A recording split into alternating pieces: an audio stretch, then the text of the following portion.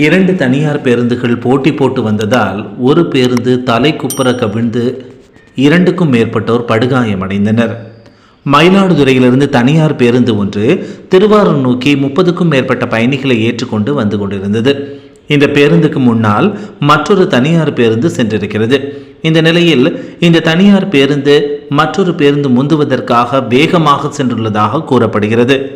இந்நிலையில் திருவாரூர் மாவட்டம் நன்னிலம் அருகே தென்குடி என்ற பகுதியில் வேகமாக வந்த தனியார் பேருந்து கட்டுப்பாட்டை இழந்து தலை குப்பர கவிழ்ந்து பக்கவாட்டில் சாய்ந்து வயலில் விழுந்தது. இந்த பேருந்தில் பயணித்த 20க்கும் மேற்பட்டோர் படுகாயமடைந்தனர்.